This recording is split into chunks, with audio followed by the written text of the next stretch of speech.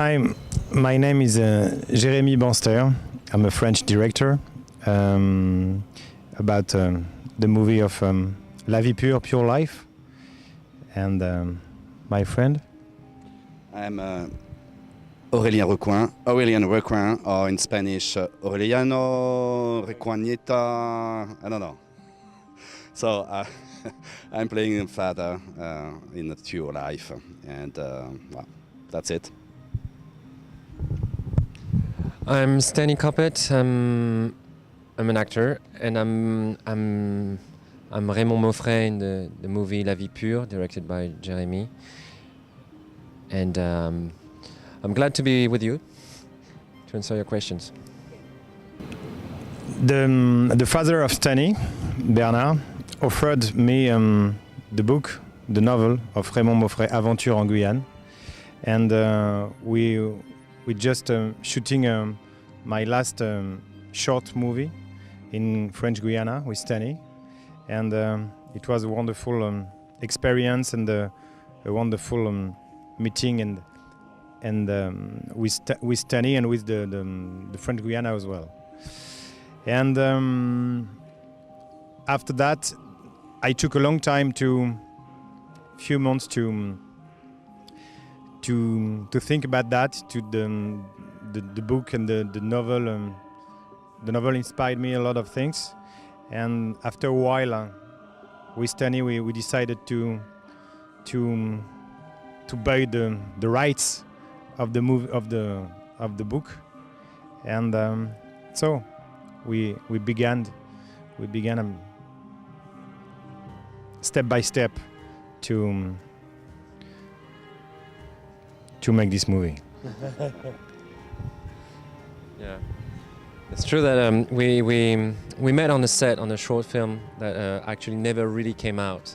He gave me a very small part in that first short film, and every day at the end of the day would tell me, come back tomorrow, I might have something else to give you.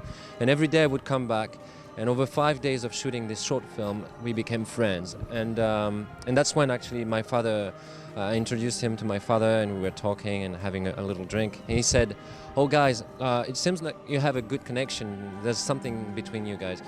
You should make a movie about this story I recall from my childhood, about Raymond Maufray." And he gave him the book, and that's how Jérémy and I started to think about this crazy story, to make this film. We thought at the beginning that it would be, we knew it would be difficult, but we didn't know that it would be that difficult. But the good thing, I mean, the real starting point for us was this moment with my father, and the day after, with Rudy Arbron, the DP of the film.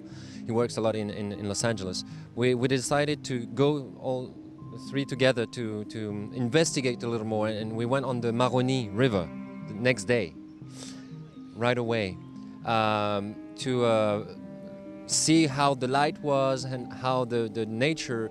Actually, the little idea behind that was to make Jérémy and Rudy Arbon fall in love with the region, the Maroni River, and actually that's what happened. And when we came back to Paris with that idea of making that film, we started to look around and producers, and it was a struggle of for a few months, if not years. And that's how Jérémy decided to create his own production company, Cantina TV and Cantina Film Studio. And that became the producer of the film. That's also the moment where we got the rights from Julia Editions in France, and the story started that way. Yeah, it was very important to find the place, the set location, and I told to myself and to my crew, if we don't find it, we can't shoot the movie. It's not possible. And after a while with Stanley, we did a lot of expeditions in Amazonian rainforest to find these set locations, this camp, the camp Tolenga Lodge. And after that, I told to myself, yeah, okay, we can shoot this movie. now we can. We need the different set locations about the story with big rivers, small rivers, creek, and different kind of forest, totally wild or a bit with humans being there. So we found exactly the right place to shoot the movie. I may say, there's one particular trip that we did over the 4 years of production, pre-production. We did a lot of back and forth traveling from Paris to French Guiana, trying to raise funds and locations, scout locations. And there's one trip we did, was 15 days inside the forest, making the trip as close as possible as Raymond would have done it. And we did 15 days, so with a small crew on the trail, on the path of Raymond. And to talk about the impressions we had, we felt at some point lost. We were close to what Raymond have felt, in the sense that we had to struggle every minute to survive and to progress and to go till the moment where well, beyond our limits. And but we have to consider that we did that with a crew of 6 people, with engines and with not an axe, nor a machete, but with a motor. How do you say? The saw, chainsaw.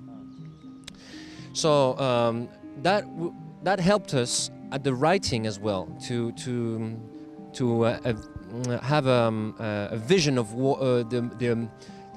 the amount of energy and the stakes were really high. The stakes that Raymond had to face were tremendous, and also it helps us for the production side to prepare, and that was the big job that Jeremy did, is that he combined forces and people together, not only on their abilities and their talent as technicians, but also on their spirit. And when you bring, tell me if I'm wrong, but when you bring so many people together to do that film in a so hostile environment, you have to have strong people, and he chose everyone, the makeup artist, the DP, and everyone on that too, knowing that they could not flinch, you say, or being too weak on their spirit, because it was 4 weeks alone, far away in the jungle, and you had to count that. It's like being on a boat for a transatlantic trip. You can't be with people that are a bit weak, so he chose that very, very intelligently, and he took his time, yeah. And every day was as a captain, he was the captain of the ship. He was taking people would cry. Everybody, I would see machinos. I said the people, the grips, tough guys. You think they're tough, but at some point they would just break into tears in his arms, and he would just take one day after the other, take someone, and he was the psychologist as well as the director. So he the one that man take care of somebody hurt us himself, and you take care of it, because it's very dangerous to have the crew not in good shape, in the forest. It's very dangerous.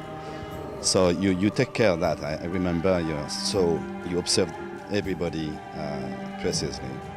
I choose to begin the direction with big frames and step by step to come with the close-up, a lot of close-up on characters, to feel that you said exactly that you said, to be with him, to be inside him, to breathe with him, and it was really important for me to explain that, and for the audience to share exactly the same feelings as him, really. How do you met this man? About him? It was a gift. It was a gift for me and for us because Aurélien is an amazing actor, but he's not only an amazing actor. He's a creator. And for me, if you know my actor in this movie, there is only creators, actors. They direct, they write, they paint, they sing. They are creators. And for me, it's very important to share my work with this kind of artists. They are totally artists, not only actors. And that's why it's different. That's why they feel it and they feel all the project, not only his character or their characters, all the project. The difficulties, they understand everything, and they are, for me, they were and they are soldiers, wonderful soldiers, creative soldiers. That's why. The pure, the pure project. It's interesting to answer Jeremy because he had Daniel Duval. Daniel Duval is a famous actor and director too. Daniel Duval is a very famous actor. He died now a few months after the film. So I think it was very important for Jeremy to choose a team around you, because you are an actor too, to have actor and director and creator, to push the project. So our choice when we choose a project, it's very emotional, it's very primaire, it's very instinct. We feel that maybe the script it's not yet ready, but the project is ready. The project is in a good way, and so we trust. We can just trust and go where, I think for me it's the story, the script, the guy, the director, the team, and we have no doubt. It was immediately. The answer was immediately, yeah, it's interesting to do that because blah blah blah, But it's a very powerful project, and it's a first feature film for Jeremy. So it's so beautiful to go with the first train, first travel of a director. How Jeremy built this team. We got a great luck that at first we chose each other, him and I. We chose each other to make this film, and we are some kind of a couple with a baby. That's our first few days on this journey.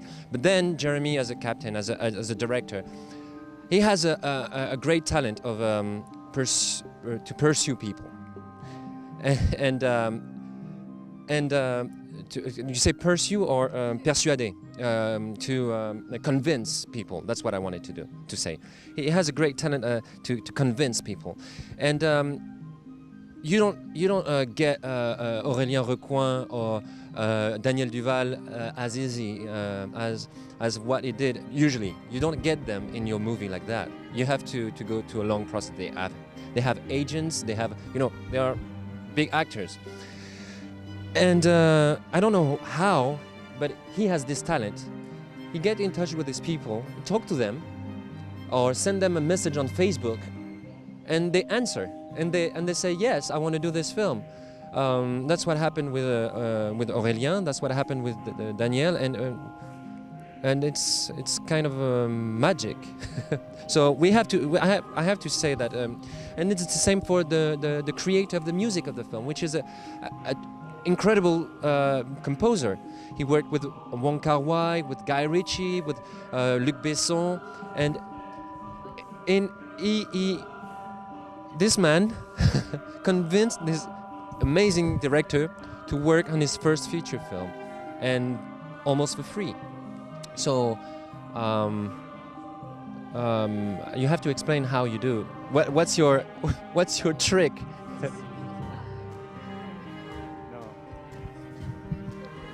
Thank you so much. Excuse my English and I'm a bit jet lag as well. So, but I have two wonderful friends, so that's great. Just to answer about your question, it's just from my heart. That's it. I write it with my heart. So after that, no big deal. No big deal. Everything is possible, of course.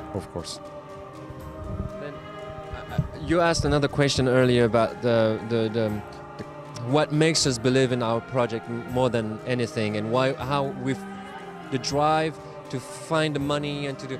It took a long time. It was a long process, few years, and we got a lot of no, we're not, or yes, maybe, and then you wait, and days pass by, and months pass by, and you're still waiting for this phone call, and it's not coming. The thing is that we identified so much with Raymond, with the main character, that we were, yeah, there were no excuses was big enough to how to say, to just we would never give up. If we had that amount of money, then we would make the movie with that amount of money. It was just yeah, we thought that maybe we were going into the wall, but we would do it anyway. And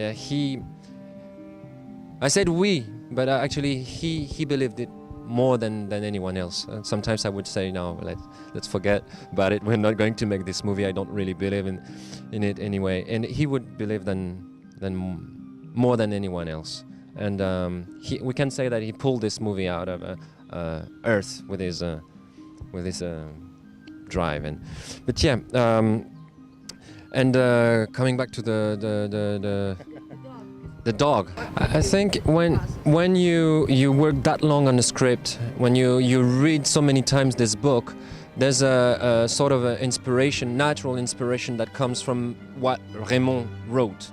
You don't really have to go further than that. Maybe a little trip in the Amazon rainforest would help. That's what we did, to help you connect with the environment and know what is being alone in that environment for so long.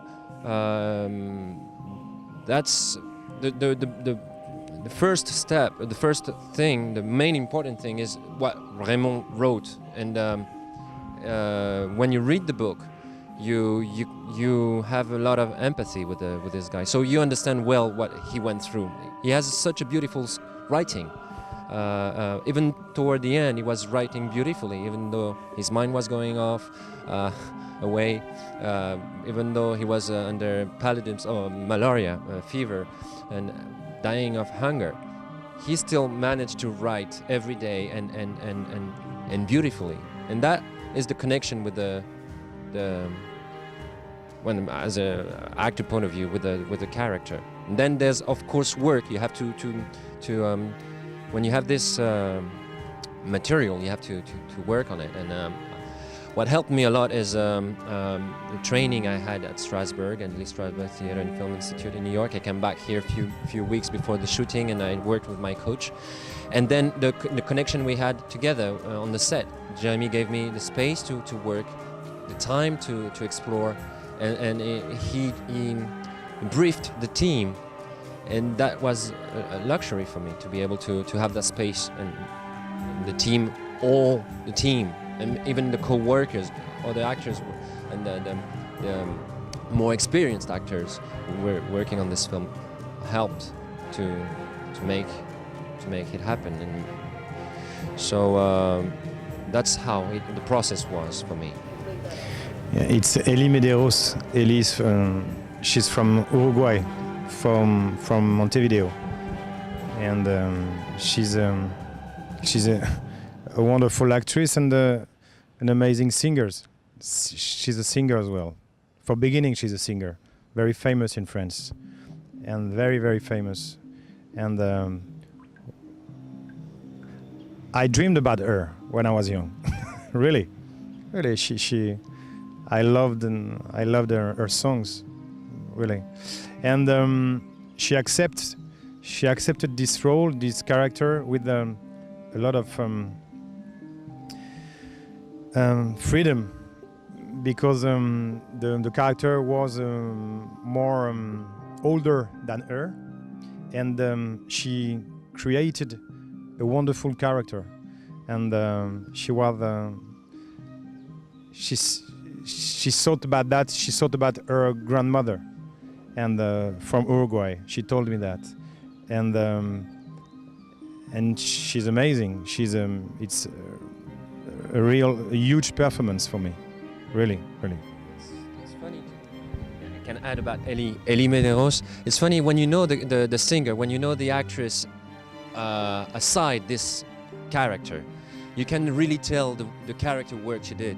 Because she's more, as a person, more rock and roll. She's short hair, tattooed, some piercing, the hair like this, and she's such a pétillante, like fizzy water, explosive. And in this character, she's so far away from what she is that you can really tell the amazing work she did. And that's what I wanted to add about Ellie. And well, it's interesting to see how far an actor can go and change appearance and change. It's not easy. It's not always easy for especially for women actresses to take that risk to go that far that you are playing someone older than you are. I don't know if you understand what I mean, but actresses age they don't age faster than men, but in this business, in this industry, in this world of cinema, it's harder for a woman to play someone older than try to. I don't know if I can explain. You understand what I mean? But and she took that risk, and it's very. It's a present, a gift, and that she made to the movie.